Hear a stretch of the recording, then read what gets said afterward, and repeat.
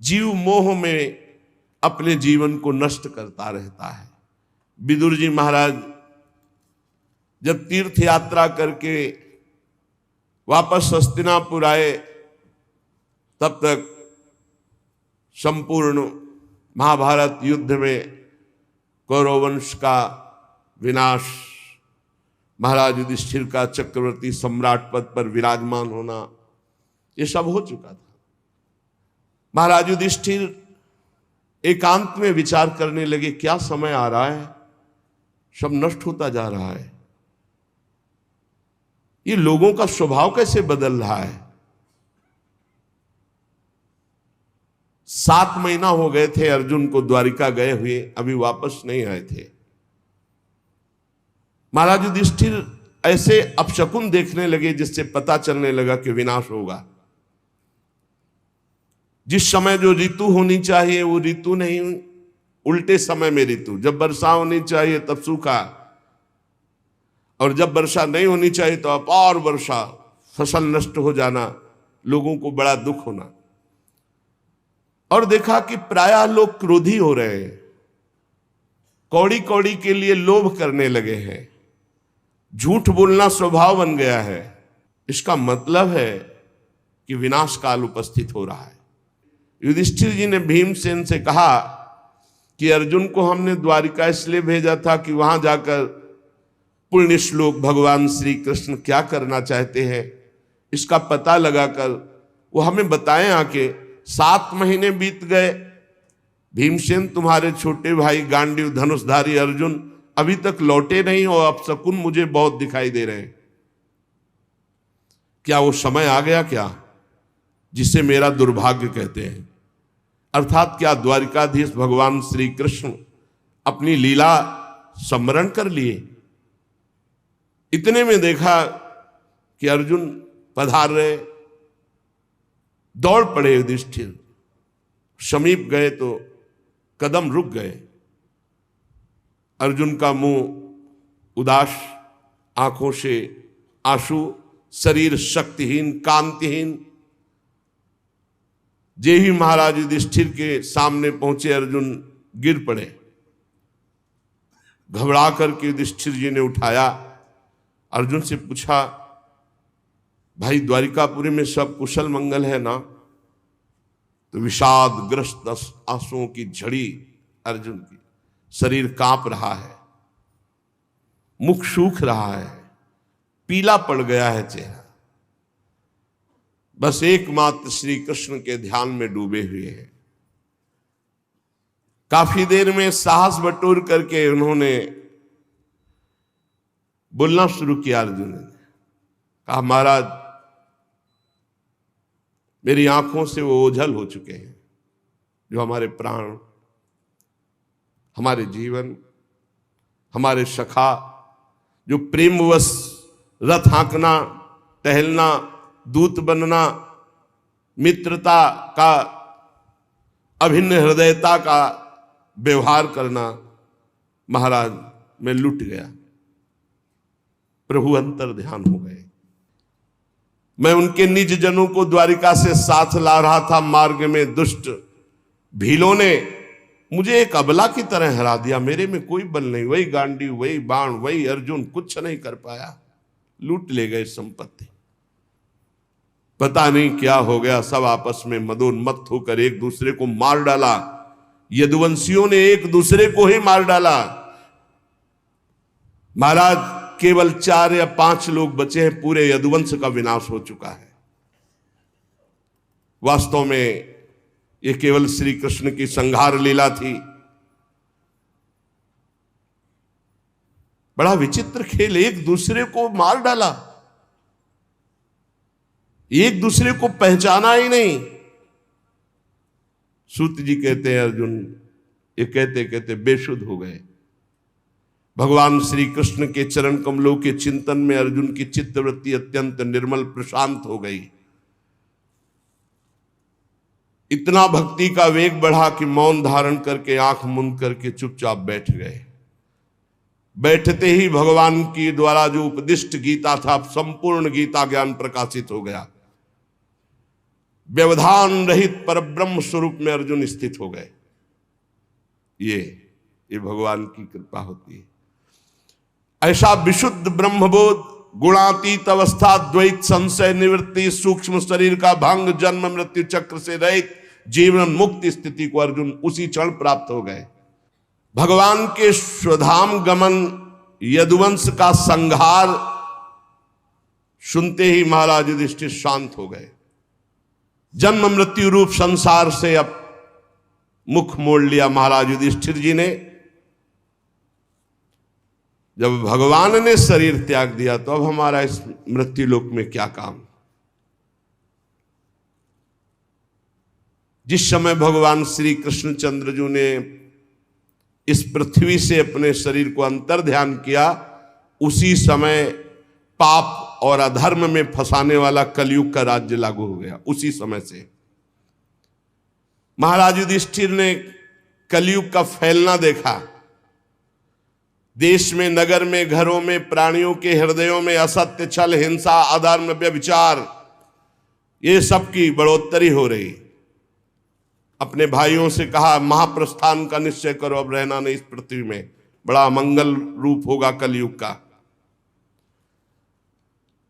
विनयी पौत्र महाराज परीक्षित, जो अब कुछ सयाने हो चुके थे, गुणों में महाराज युधिष्ठिर के समान थे, समुद्र से घिरी हुई पृथ्वी के सम्राट पद पर हस्तिनापुर में महाराज परीक्षित का अभिषेक किया। और यहां मथुरा में शूरसेनाधिपति के रूप में अनिरुद्ध के पुत्र वज्र जी का अभिषेक किया। इसके बाद युधिष्ठिर जी ने प्राजापति यज्ञ करके आह्वानी अग्नियों को अपने में लीन किया और जड़वत होकर जैसे पागल बाल खोल लिए, सब वस्त्राभूषण उतार दिए, एक चीर वस्त्र लंगोटी धारण किया, भावना से वाणी को मन में, मन को प्राण में, प्राण को अपान में, अपान को उसकी क्रिया मृत्यु में, मृत्यु को पंचभूत शरीर में लीन कर दिया। शरीर को मृत्यु रूप अनुभव करके त्रिगुण में मिला दिया, त्रिगुण को मूल प्रकृति में, मूल प्रकृति को सर्व कारण रूपा प्रकृति में, प्रकृति को आत्मा में, आत्मा को ब्रह्म में विलीन करके जीवन मुक्त हो गए तत्काल। यह है भगवान के निज जनों का महामहिमामय स्वरूप। जीवन मुक्त, आवागमन मुक्त, पहले मुक्त, अब चीर वस्त्र धारण किया और नियम लिया कि मुख में ना जल जाएगा ना अन्न जाएगा, जब तक प्राण है ना अन्न ना जल। मौन, केश खोल लिए और बिना किसी को देखे सुने बोले निकल पड़े। पर ब्रह्म स्थिति, उत्तर दिशा की ओर बढ़ते चले जा रहे हैं। भीमसेन, अर्जुन, नकुल, सहदेव, द्रौपदी, इन्होंने जब देखा कि भैया इस महाप्रस्थान को, तो ये भी महाप्रस्थान को भगवान श्री कृष्ण के चरणों का सब ध्यान करते हुए महाराज युधिष्ठिर के पीछे पीछे महाप्रस्थान। सबकी बुद्धि एकमात्र कृष्णाकार, सबकी बुद्धि श्री कृष्ण में लगी हुई। फलतः एक एक गिरते जा रहे हैं। भीमसेन बताते जा रहे हैं, द्रौपदी गिरी, नकुल, सहदेव हिमालय में, एक बार भी पीछे मुड़कर नहीं देखा। अर्जुन गिरे, भीमसेन में अकेले महाराज, सीधे विमान आया था महाराज युधिष्ठिर जी के लिए, और ये शरीर छोड़कर दिव्य लोक को पहले ही प्राप्त हो गए। भगवान के प्यारे भक्त पांडवों के महाप्रयाण की इस पवित्र मंगलमयी कथा को जो पुरुष सुनता है, वो निश्चय ही निष्पाप होकर मोक्ष को, भगवत धाम को प्राप्त होता है। पांडवों का महाप्रयाण, जब महाराज परीक्षित ने देखा कि निरपेक्ष होकर हमारे पूज्य जन प्राण त्यागने के लिए हिमालय को चले गए, ब्रह्म ऋषियों के चरणों की आराधना करके पूरी पृथ्वी का शासन महाराज परीक्षित करने लगे। महाराज परीक्षित उत्तर की पुत्री इरावती से विवाह किया, उनके जन्मेजय आदि 4 पुत्र हुए। कृपाचार्य को आचार्य बनाकर गंगा तट पर 3 अश्वमेध किए महाराज परीक्षित ने, और ब्रह्म ऋषियों को खूब पुष्कल दक्षिणा दी। शौनक जी ने पूछा कि हमने सुना है दिग्विजय करते समय कलयुग मिला था महाराज परीक्षित को, इसको मार क्यों नहीं डाला, छोड़ क्यों दिया? जिस समय राजा परीक्षित कुरजांगल देश में सम्राट के रूप में निवास कर रहे थे, उसी समय उनको सूचना मिली कि मेरी सेना द्वारा सुरक्षित साम्राज्य में कलयुग का प्रवेश हो गया है। बड़े दुखी हुए कि ये तो बड़ा अधर्मी है, ये जहां जहां प्रवेश करेगा धर्म फैलता चला जाएगा।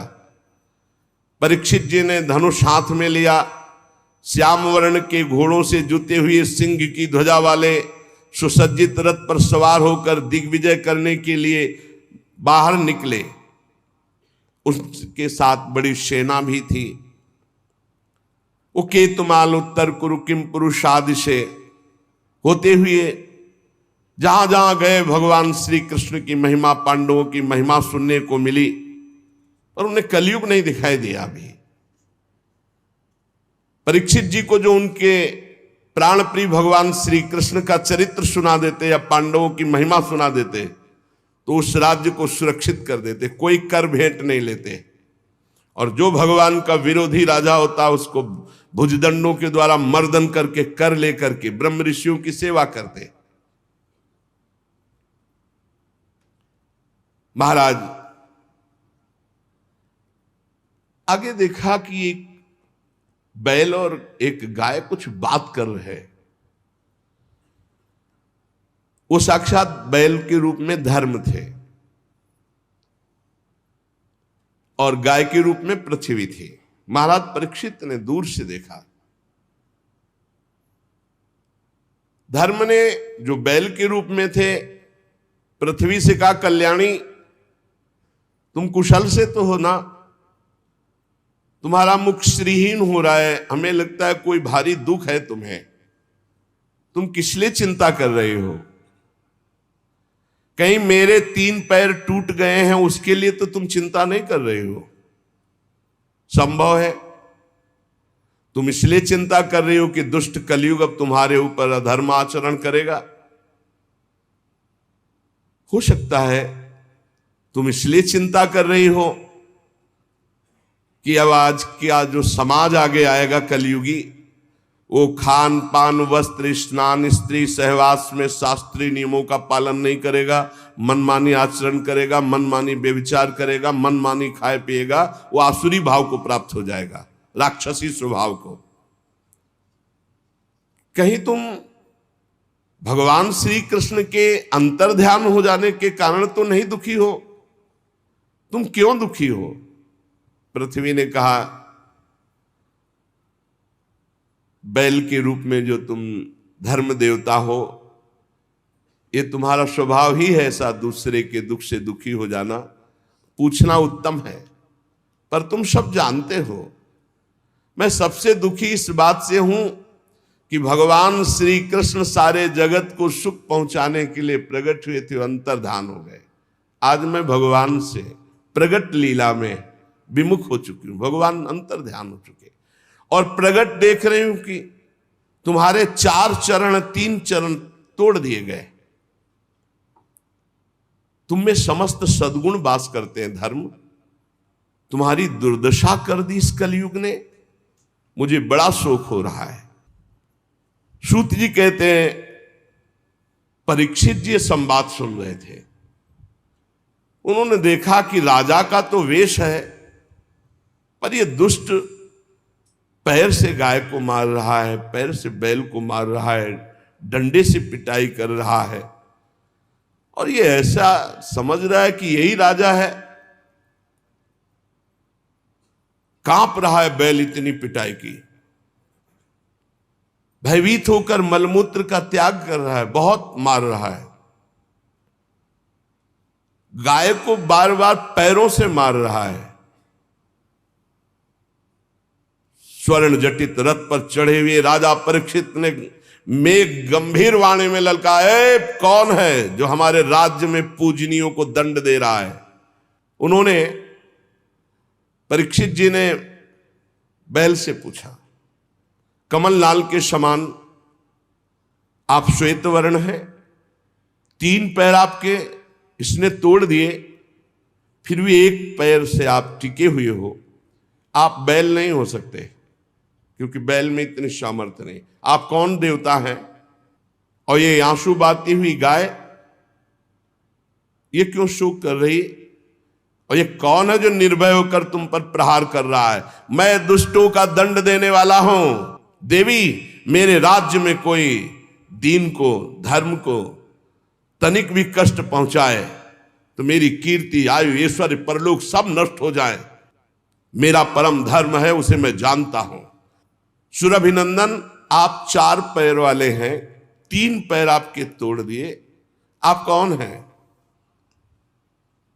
आपका कल्याण हो, आप बताइए।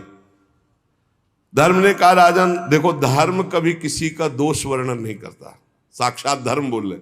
धर्म ने कहा, राजन आप महाराज पांडु के वंशज हैं, आपका इस प्रकार आश्वासन देना आपके योग्य है, इसलिए मैं बताने में असमर्थ हूं कि कौन मुझे दुख दे रहा है। आप अपनी बुद्धि से निर्णय कर लीजिए कि मुझे कौन दुख दे रहा है। ये बात सुनकर के बहुत प्रसन्न हुए परीक्षित और समझ गए। परीक्षित ने कहा, मैं जान गया तुम बैल नहीं हो, तुम साक्षात धर्म हो, क्योंकि धर्म कभी किसी को दोषी नहीं ठहराता। ये राजा का स्वांग बना करके धर्मद्रोही पापी कलयुग है, मैं इसे अभी मारता हूं। कलयुग ने देखा कि प्रत्यंचा चढ़ा ली और बाण संधान कर लिया, तो तुरंत उसने मुकुट उतारा और दौड़ करके चरणों में गिरे। महाराज, मैं आपका शरणागत हूं, मेरी रक्षा करो। महाराज परीक्षित के चरणों में मुकुट रख दिया कलयुग ने। तो हंसते हुए कहा, जब तो हाथ जोड़ करके महाराज युधिष्ठिर के वंश में उत्पन्न हुए किसी वीर की शरण में आ गया तो तुझे मारूंगा तो नहीं, पर तू अधर्म का आचरण कराने वाला मेरे राज्य में नहीं रह सकता। देखा कि अब मैं कहां जाऊंगा, जहां जाऊंगा तहां इनका राज्य है, मुझे मारेंगे, तो इनको फंसाऊं पहले। मैं आपका शरणागत हूं, मारोगे हुआ नहीं, और पूरे राज्य में रहने दोगे नहीं, तो कुछ तो जगह बता दो, मैं जहां देखता हूं आप धनुष बाण संधान किए हुए दिखाई दे रहे हो। बड़े प्रसन्न हुए परीक्षित जी, और वो यही चाहता था किसी तरह इनका क्रोध शांत हो और मैं इनको फंसा पाऊं। परीक्षित ने 5 स्थान दिए: जुआ खेलना, शराब पीना, परस्त्री गमन करना, हिंसा, मांस खाना और रजोगुण चोरी करना, छल कपट, किसी भी तरह से धन का अपहरण करना। कलयुग 5 स्थान का वास स्वीकार करके बड़ी सावधानी से देखने लगा कि किसमें झूठ है, किसमें अहंकार है, किसमें काम है, किसमें वैर है, किसमें रजोगुण है। कौन शराब पीता है, कौन परस्त्री गमन की भावना रखता है, कौन मांस खाता है, कौन जो मिले बस। और चोरी तो बढ़ना शुरू हो गया, बुद्धि भ्रष्ट कर दी। राजा परीक्षित ने अपने पुण्य बल से धर्म के 3 चरण जोड़ दिए: तपस्या, पवित्रता और दया, और चौथा तो सत्य था ही। आश्वासन दिया, जब तक हमारा राज्य है तब तक आप सुरक्षित रहेंगे। अभिमन्यु नंदन राजा परीक्षित बड़े प्रभावशाली। श्रुत जी कहते हैं, अद्भुत कर्मा भगवान श्री कृष्ण की कृपा से राजा परीक्षित अपनी माता की कोख में अश्वस्थामा के ब्रह्मास्त्र से भगवान की कृपा से नहीं जले, भगवान का दर्शन पाया। लेकिन एक घटना घट गई कि एक छोटे ब्रह्म ऋषि बालक के शाप ने उनको भस्म कर दिया। एक दिन की बात है कि राजा परीक्षित धनुष लेकर वन में शिकार खेलने के लिए निकले। महाराज शिकार खेलने में बहुत आज पीड़ा को प्राप्त हुई, भूख प्यास थकान, पता नहीं क्यों अभी तक नहीं हुआ था, क्योंकि कलयुग ने विचार किया कि इन्हीं के ऊपर सवार हो। हमने संतों से सुना कि जब जरासंध का वध हुआ तो उसका जो मुकुट था वो भीमसेन ले आए थे। तो आज पता नहीं क्या महाराज परीक्षित के, संतों से सुना है हमने, महाराज परीक्षित ने वही मुकुट धारण किया, जो ही धारण किया सो कलयुग उसमें विराजमान हो गया। एक ऋषि के आश्रम में निकल चले गए, रोक दिया सबको, ऋषि के आश्रम में गए, देखा वहां शांत भाव, शरीर देह भाव से ऊपर उठे हुए समाधि में स्थित महापुरुष। परीक्षित जी वहां गए और कहा, मैं प्यासा हूं, सुनो मेरा गला सूख रहा है, पानी पिलाओ। कभी ऐसा नहीं। अब वहां कोई हो बाहर तो वो तो समाधिस्थ है, ना उनको आसन मिला बैठने को, ना पीने को पानी, ना कोई शब्द, ना कोई मीठी बात। आज उनको अपमान का बोध हो रहा है, मेरा अपमान। चक्रवर्ती सम्राट महाराज परीक्षित आए, ना कोई मीठे शब्द, ना कोई आसन, ना कोई जल। अब दृष्टि बदली हुई है। तो देखते हैं अभी बाहर निकले तो एक मरा हुआ सर पड़ा था, ऐसे धनुष की प्रत्यंचा से नोक से उठाया जाके ऐसे। अब वो थे ही नहीं, वो तो अंतर में भाव समाधि में डूबे हुए चल पड़े। पहला जिंदगी का, इसमें लिखा हुआ है, पहला जिंदगी का घटना अवसर था जो ये अपराध बना महाराज परीक्षित। आज तक कोई अपराध नहीं बना। राजधानी में चले आए, अब वो तो समाधिस्थ ही है, उनको तो पता ही नहीं। इतने में कुछ लड़के देखे, ब्रह्म ऋषियों के बालकों ने देखा कि राजा आश्रम में गया, वापस लौट गया। तो वहां गए तो देखा को तो समाधिस्थ है, उनके गले में मरा हुआ सर्प। समीक ऋषि नाम उनका जो समाधिस्थ है। अब वो दूसरे ऋषि कुमार गए और श्रृंगी ऋषि से कहा कि बड़ी बड़ी बातें खेल में मारता था, मैं आज तेरे पिता के गले में मरा हुआ सांप डाल दिया। चक्रवर्ती सम्राट परीक्षित ने दुर्व्यवहार किया, अपमान किया, भला कुछ कर ले तू। श्रृंगी ऋषि ने कहा, सत्य सत्य। स्नान कर रहे थे, अभी बालक थे, सत्य। उनका पक्का त्रिकाल सत्य। ऐसा ही किया है महाराज परीक्षित ने। ये चक्रवर्ती सम्राट कहलाने वाला ये उच्छिष्ट भोजी कौआ इतना संड मुसंड हो गया कि हम ब्रह्म ऋषियों की मर्यादा को भंग कर रहा है। आज इस मर्यादा तोड़ने वाले उद्दंड राजा को मैं दंड दूंगा। ऐ ऋषि बाल को मेरा तपोबल देखो। छोटे बालक है श्रृंगी ऋषि। तुरंत आचमन किया, लाल लाल आंखें क्रोध से, और ऋषि कुमार ने कौशिकी नदी का जल लिया और वाणी रूपी वज्र का प्रयोग किया। एक कुलांगार परीक्षित वहां है नहीं। मेरे पिता कभी अपमान के योग्य नहीं। समीक ऋषि जो समाधि अवस्था को प्राप्त है, तूने उनका अपमान किया और समझता है कि तुझे कोई दंड नहीं दे सकता। तो सुन, मैं सत्य तुझे दंड दे रहा हूं वाणी का। आज के 7वें दिन भयानक विषधर सर्प जो तक्षक है वो आएगा और तुझे डसेगा और तेरी मृत्यु होगी, कोई तुझे नहीं बचा पाएगा। इस शाप दिया। इसके बाद शाप देने के बाद भागते हुए आए और देखा पिता के गले में मरा हुआ सर्प हटाया और पिता से लिपट कर रोने लगे। जब बहुत हिलाया डुलाया, रो रहे हैं, धीरे धीरे धीरे धीरे उनकी वृत्ति वाह्य दशा को प्राप्त हुई। आंख खोली और पूछा, बेटा तुम क्यों रो रहे हो? ब्रह्म ऋषि के बालक हो, ऐसे कैसे रुदन कर रहे हो? तो उनका पिताजी वो राजा परीक्षित आए थे, वो तो बड़े कड़वे शब्दों में बोल रहे हैं, और उसने आपका अपमान करते हुए मरा हुआ सर्प आपके गले में डाला, और मैंने उसको आज दंड दे दिया है कि 7 दिन में तक्षक सर्प 7वें दिन आएगा और तुझे डसेगा, तू मर जाएगा। अरे ये क्या किया तूने? इतने बड़े धर्म से युक्त धार्मिक राजा को ऐसा दंड दिया जाता है? नहीं नहीं, तू बालक है, मूर्ख है, तूने बड़ा पाप कर दिया। समीक ऋषि ने कहा, परीक्षित कहीं शाप के योग्य है, पर खेद है कि तेरे वचन मिथ्या नहीं किए जा सकते। अब उधर परीक्षित जी महाराज जे ही जाकर के मुकुट उतार कर, ये क्या, मैं इतने बड़े महात्मा के आश्रम गया, ना प्रणाम ना नमस्कार, ऊपर से मरा हुआ सर्प, ये मेरी बुद्धि को क्या हो गया, और मैंने दोष दर्शन किया कि ये पाखंड कर रहे, नाटक कर रहे, समाधि, ये कैसे हो गया। हे भगवान, वो बहुत व्यथित है और मन में विचार रहे हैं, बड़ा पश्चाताप है। वो मन में विचार रहे कि भगवान मुझे कोई भयानक दंड मिले, मैंने बहुत बड़ा अपराध किया। पवित्र हृदय है ना, इस प्रकार चिंता कर ही रहे थे कि समीक ऋषि के द्वारा भेजे हुए 2 ऋषि वहां पहुंचे। महाराज आपको सूचना भेजी समीक ऋषि ने, बड़ी शीतलता होगी, जरूर कोई न कोई दंड विधान हुआ होगा। बोलिए।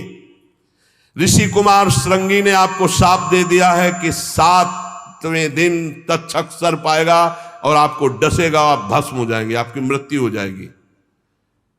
आहा, वो मना ही रहे थे, उनका हृदय बड़ा शीतल हुआ और उनका भगवान श्री कृष्ण ने अपनापन निभाया और मुझे दंड दिया। बहुत अच्छा लगा, क्योंकि मेरे द्वारा अपराध हुआ था, मैं मांग रहा था कि मुझे कोई प्रायश्चित करने के लिए अवसर मिले, दंड मिले। अब मुझे 7 दिन भगवान श्री कृष्ण के चरणों में मन लगाकर 7वें दिन शरीर छोड़ना है। महाराज जन्मेजय को राज्याभिषिक्त किया और आज के बाद न जबान में पानी जाएगा न अन्न जाएगा। संपूर्ण राज्य सुख का त्याग कर गंगा के तट पर बैठ गए। जो गंगा जी भगवान का चरण धोवन है, लोकपालों सहित समस्त लोकों को पावन करती हुई गंगा जी, उन्हीं के समीप जाकर मरणासन व्रत लिया। ना गंगा का किनारा छोड़ेंगे, ना एक बूंद जल पाएंगे, ना एक टुकड़ा अन्न पाएंगे। पूरा राज्य का मोह, परिवार का मोह, शरीर का मोह त्याग दिया।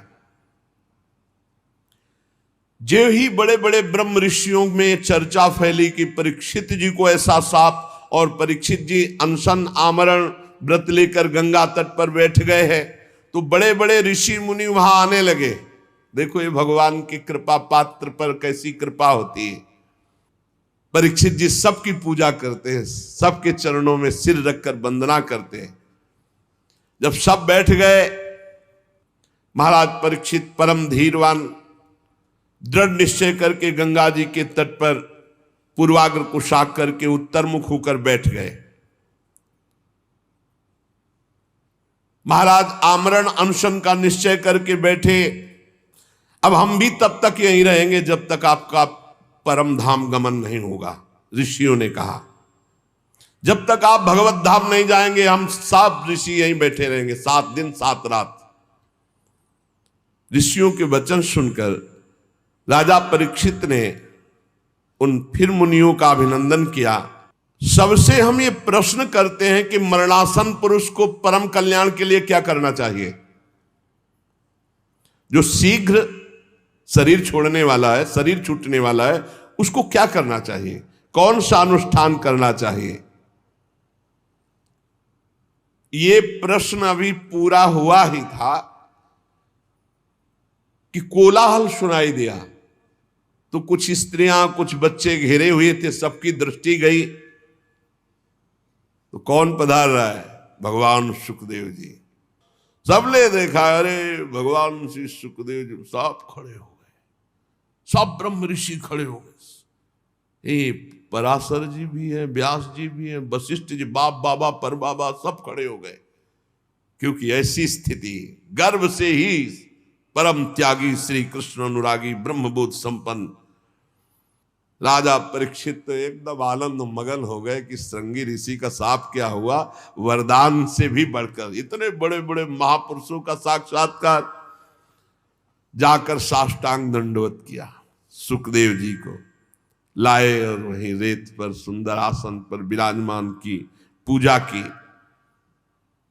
जो आसपास घेरे हुए थे उन्होंने देखा इनकी पूजा हो रही तो छोड़ छोड़ के चले गए। ब्रह्मर्षि, देवर्षि, राजऋषियों का समाज बैठा हुआ है उच्चासन पर। सुखदेव जी महाराज, सब महात्माओं ने आदर किया। शांत भाव, अर्ध खुले हुए नेत्र, सुखदेव जी बैठे हुए दिगंबर। परीक्षित जी ने पुनः आकर चरणों में सिर रखकर प्रणाम किया, हाथ जोड़कर मधुर वाणी से कहा। परीक्षित ने कहा, ब्रह्म स्वरूप भगवान, आज हम क्या अपने भाग्य की बड़ाई करें, आप स्वयं पधारे। वैसे तो अपराधी हूं, पर हमें संत समागम मिला, इसलिए मैं अपने को धन्य भाग कह रहा हूं। पता नहीं कौन सा पुण्य, इसीलिए कहते हैं भक्त के जीवन में कोई भी घटना घटेगी वो महामंगलमयी होगी।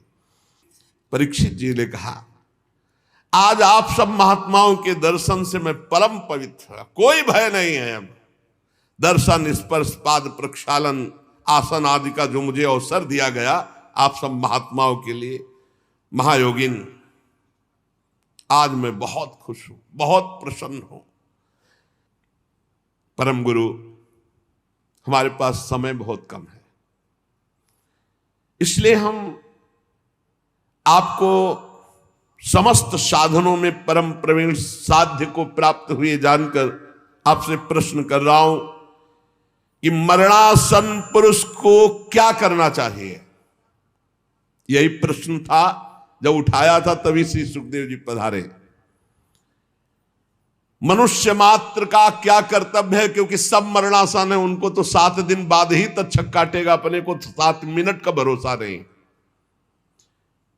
क्या श्रवण करे, क्या जप करे, क्या स्मरण करे, क्या साधना करे, क्या भजन करे। भगवत स्वरूप मुनिवर, आपका दर्शन अत्यंत दुर्लभ है और वो मुझे सुलभ हो गया, तो अब मैं इस प्रश्न का उत्तर चाहता हूं कि मरणासन पुरुष को क्या करना चाहिए, क्या श्रवण करना चाहिए, क्या जप करना चाहिए, क्या स्मरण करना चाहिए, उसको क्या करना चाहिए। अब इसका उत्तर भगवान श्री सुखदेव जी ने जो शेष चर्चा